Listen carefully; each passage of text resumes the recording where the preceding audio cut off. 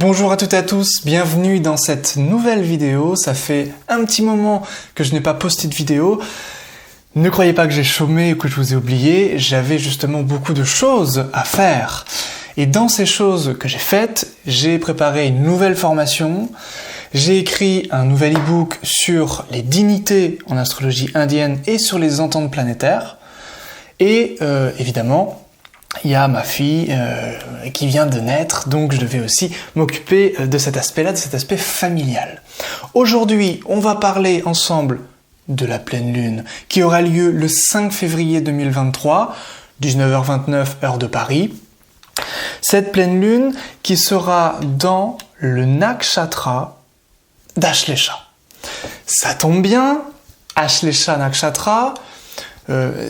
J'ai fait un cours dessus, un cours de 3 heures sur le Ko-fi. Le Ko-fi, c'est une plateforme où je poste mes e-books, où je poste des cours un petit peu à part, que je ne posterai pas sur mon école. Donc, si ça vous intéresse de recevoir des informations sur ce nakshatra en particulier, je vous invite à vous procurer le cours. Je vous invite également à vous procurer les différents e-books si ça vous intéresse. Donc tous les liens sont en description, que ce soit la formation, donc la nouvelle formation avec le système de Kapoor, qui est un astrologue un petit peu révolutionnaire. Vous allez voir si ça vous intéresse, si vous voulez en savoir plus. Et puis donc sur Ashlesha et les différents e-books. Et il y aura d'autres choses, d'autres contenus qui vont venir prochainement. Également, si ça vous intéresse l'astrologie occidentale, sachez que j'ai ouvert ma chaîne en astrologie occidentale, qu'il y a une autre vidéo sur la pleine lune en astrologie occidentale, et que plus tard je ferai également des cours les prochains mois, des formations en astrologie occidentale. Donc si vous voulez découvrir la forme classique de l'astrologie traditionnelle évidemment, toujours traditionnelle avec moi, eh bien je vous invite à vous abonner à cette chaîne, qui est juste là, et évidemment à suivre mon contenu. Alors, cette pleine lune dans Ashlesha. Ashlesha, c'est quoi? Est-ce qu'elle est bien, cette pleine lune dans Ashlesha? Ashlesha, c'est la chute de Mars. Bon déjà, on commence un petit peu fort. La chute de Mars. Malheureusement, quand une planète est en chute, elle est la moins bien lotie, la moins bien disposée. Pourquoi Ashlesha, c'est la chute de Mars? La chute de Mars est à 28 degrés du Cancer sidéral et cette pleine lune sera à 22 degrés. Alors je vous mets le thème juste là pour que ce soit beaucoup plus clair pour vous. Donc cette lune est dans le nakshatra de la chute de Mars. Il faut regarder Mars. Dans quel état est Mars? Mars est en Taureau. Il est dans un signe ami parce que Vénus est bien disposée par rapport à Mars. Ouf, là déjà, c'est beaucoup mieux que si Mars était lui-même en chute ou s'il était complètement affligé, ce qui n'est pas le cas, rassurez-vous. Ce Mars, justement, est très intéressant parce qu'il est dans un nakshatra de la Lune, Rohini Nakshatra. Le Soleil est également dans un nakshatra de la Lune, Shravana. Shravana, ça veut dire entendre, écouter. Le Soleil va être dans cette posture très intuitive, de maintien des choses. Ok? Soleil donc maintient des choses. Maintient quoi? Une forme de tradition, une forme de gouvernement mis en place ici en Capricorne. Ce qui est construit dure et stable ici. Ça peut évidemment aussi, là c'est sur le plan politique, mais ça peut aussi nous parler de l'énergie globale du Soleil. Le Soleil, c'est la vitalité, le Soleil, c'est le fait de se montrer. Ici, ce sera en Shravana une énergie beaucoup plus douce, beaucoup plus lunaire. Le Mars, il est dans Rohini, une énergie aussi lunaire. Le Mars, il reste beaucoup plus longtemps que le Soleil dans un nakshatra. Donc Mars, dans Rohini, Rohini, c'est l'épouse préférée de la Lune. On dit que la Lune traverse les 27 nakshatras et que sa préférée, c'est Rohini, parce que Rohini, c'est le Mula Trikona, c'est-à-dire l'endroit où la Lune prend toute son énergie, c'est Rohini, et Mars occupe cette place-là, cette constellation de Rohini. Mars, ça peut entraîner de la jalousie, de la passion, vous savez bien. Et Rohini, justement, c'est un rapport avec le luxe, c'est un rapport avec les amours, c'est un rapport avec la sensualité. Donc ici, c'est très intéressant puisque sur le plan un petit peu politique, un petit peu de notre vitalité, de la royauté, de ces choses-là, c'est une énergie qui est très douce.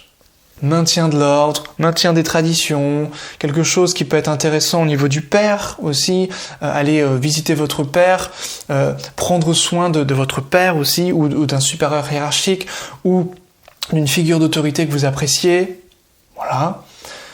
Et en même temps, sur le côté plus émotionnel, plus intime avec Rohini, ou plus sensuel, on a une passion, on a quelque chose de très fort. Et cette lune, qui justement est maîtresse du Soleil et de Mars, puisque Mars et le Soleil sont dans son nakshatra, donc ils dépendent de cette lune est en Cancer, en sidéral, dans la constellation du Cancer. Donc elle est stable, elle est ferme, elle est durable, cette lune. Donc les choses ne sont pas prêtes de changer, ici. Ce que nous confirme le Soleil en Capricorne, en Shravana, qui dépend de Saturne aussi, pas que de la Lune, de Saturne, qui est aussi en domicile. Donc le Soleil dépend de la Lune qui est en domicile, de Saturne qui est en domicile, ça bouge pas. Malgré les manifestations, malgré tout ce qui peut se passer, ça ne bouge pas. Voilà.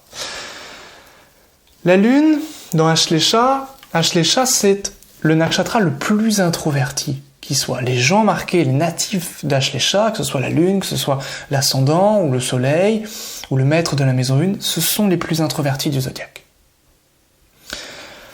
Donc c'est une énergie qui est vraiment de l'intérieur, qui est vraiment rentrée, cette Lune en Ashlesha. Et comme c'est la chute de Mars, c'est une énergie qui est retenue, qui est contenue, mais il ne faut pas trop la chercher non plus. Parce qu'à un moment donné, ça va péter. Donc qu'est-ce qui va se passer? Cette lune, elle est vide de course en sidéral. Ça veut dire qu'elle ne fait aucun autre aspect. Je regarde, non c'est ça, elle ne fait aucun autre aspect. Que ce soit les aspects Tajika, les aspects Parashara, si, pour les connaisseurs. Elle fait aucun aspect, cette lune. Donc il faut regarder le prochain aspect qu'elle fera quand elle quittera ce signe. Prochain aspect quand elle quittera ce signe, tac, ce sera à Saturne. Opposition à Saturne. Saturne, c'est justement le pouvoir en place. Ce Saturne, il est dans un nakshatra de Dhanishta. Dhanishta, ça rigole pas.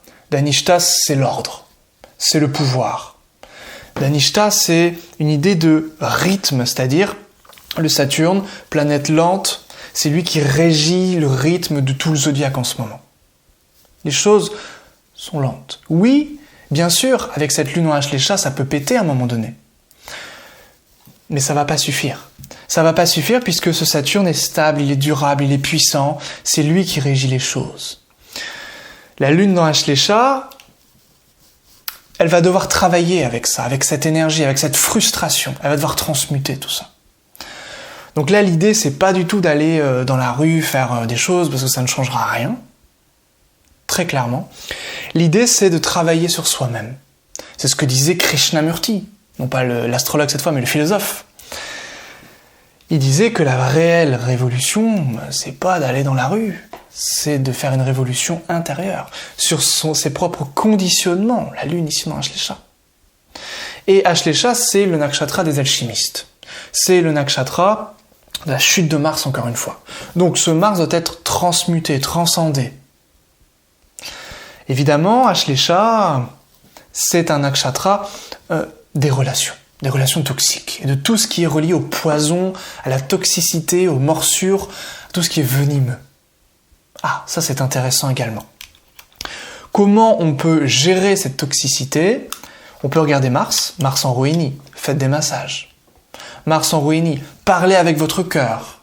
Mars en Rohini, dites aux relations que vous voulez que ça finisse, aux relations toxiques. Coupez les ponts avec ces relations-là, c'est le meilleur moment.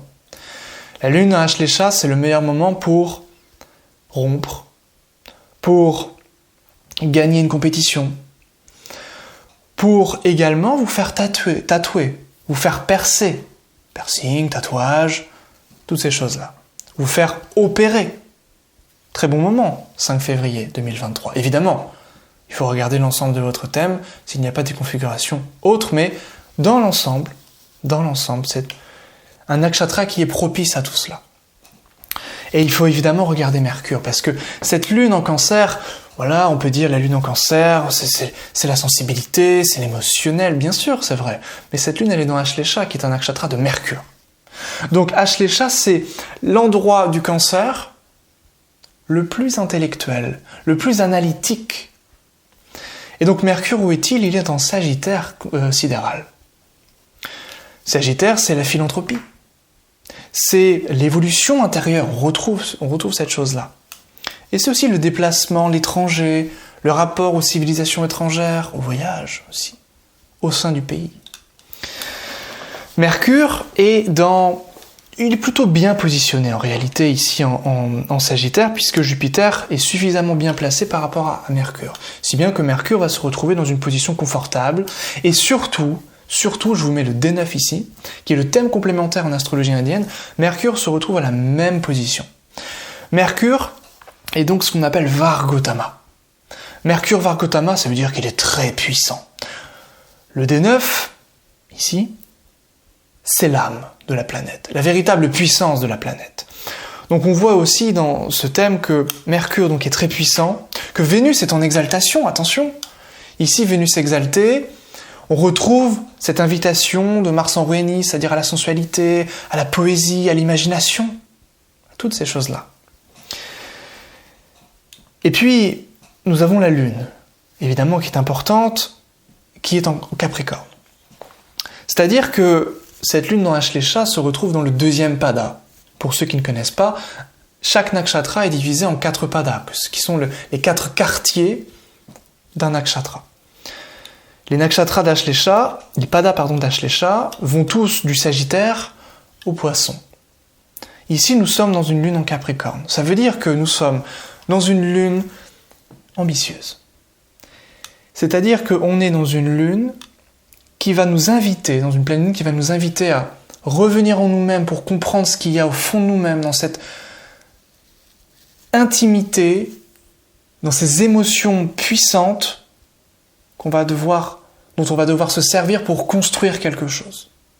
Tant au niveau des relations, puisque du Cancer au Capricorne, il y a 7 maisons, donc au niveau des relations, la construction relationnelle. On va devoir se poser des questions sur toutes ces relations. Et ces questions, est-ce que mes relations sont saines? Ou est-ce qu'elles sont plutôt toxiques? Et on va devoir prendre des décisions par rapport à nos réponses quant à ces questions relatives aux relations. La Lune en Capricorne, c'est la construction des choses tournées vers l'extérieur. Nos projets, les associations, tout ce qui est relié aux hobbies, aux passions ici. Tout ce qui est relié à la construction, aux entreprises, aux projets. Et puis ça peut être aussi le moment de finir des formations. Par exemple, parce que le Capricorne est relié à l'étiquette, à l'image qu'on renvoie. Donc c'est le moment d'avoir un diplôme, c'est le moment de finir une formation que vous pouvez avoir commencé, mais qui est un petit peu tapis, qui est un petit peu, voilà, on a mis un peu sous le tapis et qui prend un peu la poussière, entre guillemets. Donc ça c'est un très très bon moment pour tout cela. Et puis, enfin, Mercure est en Uttarashada. Pourquoi je parle de Mercure? Parce que la Lune va dépendre de Mercure. Mercure est en Uttarashada, qui est un nakshatra relié, encore une fois, au sens, mais ici dans l'idée de contrôler ses sens. Et ça va être important, effectivement, de contrôler ses sens, ses 5 sens, pour ne pas être dans une espèce de confusion. Parce que cette Lune, elle est, en astrologie indienne, quand même, pas très loin du carré des nœuds. Les nœuds lunaires, vous savez, source d'obscurité, baisse de température, puisque ça crée des éclipses, lorsque les luminaires sont sur ce point. Ici, il peut y avoir tout de même une confusion au niveau de l'imagination, des sens. Et donc, Mercure, c'est une invitation à contrôler ses émotions, à contrôler ses sens. Et puis Mercure en Uttarashada, c'est excellent pour le pourparler. Vous savez, la carte pourparler dans l'oracle Béline, par exemple. C'est quoi? C'est l'idée qu'on peut parler, et puis c'est stérile. Les conversations se deviennent stériles. et on fait appel à une tierce personne. Peut-être que cette tierce personne, ce sera vous. Peut-être que vous êtes en train, ou vous serez en train de patauger dans une situation quelconque. Faites appel à une tierce personne avec Mercure en Uttarashada. Parce que Uttarashada, c'est relié à la médiation. Et Mercure, c'est le canal, celui qui fait le pont entre les choses. Donc il y a une belle analogie ici. D'accord ? Donc voilà les grandes énergies globales de cette pleine lune en Ashlecha. Si vous voulez d'autres renseignements sur cette pleine lune, n'hésitez pas à cliquer là pour avoir des informations supplémentaires en astrologie occidentale. On va parler d'Uranus notamment, qui est en aspect à la lune, qui va nous donner des renseignements supplémentaires. Et puis évidemment, on va parler des signes en astrologie occidentale, chose qu'on ne fait pas réellement en Inde, puisque ce sont des constellations, c'est donc décalé, c'est différent. Si vous voulez d'autres renseignements sur Ashlecha, tout est en description sur le Ko-fi. 24 € pour le cours sur Ashlecha, 9 € pour les e-books. Et puis si vous voulez profiter de l'offre de lancement de ma nouvelle formation, vous économisez 130 €. C'est une formation pour tous, les débutants, faux débutants et intermédiaires. Ça sert vraiment pour tout le monde. C'est le système de Kapoor qui est un système révolutionnaire, extrêmement simple. Il est même révolutionnaire parce qu'il est d'une simplicité déconcertante. Et en plus, les traités classiques n'étaient pas vraiment clairs sur certains points basiques. Kapoor a pris son courage à deux mains. Les Indiens, il faut être courageux pour faire ça, parce que dans la tradition indienne, on n'aime pas trop être en désaccord avec la tradition. Kapoor, donc Gauri Shankar Kapoor, il s'en fout. Il a donné son point de vue. Il a levé le poing, il a posé son petit coup de gueule. J'ai testé sa méthode, son système. J'ai trouvé qu'elle était hyper efficace et donc je l'ai partagée à travers cette nouvelle formation. L'offre de lancement expire demain à 20 h. Donc si ça vous intéresse, n'hésitez pas à cliquer sur le lien en description pour vous former. C'est une formation vidéo de 5 heures avec un livre que j'ai écrit de 44 pages. Donc foncez si ça vous intéresse, il y a un devoir final à me renvoyer, plein de choses intéressantes pour vous.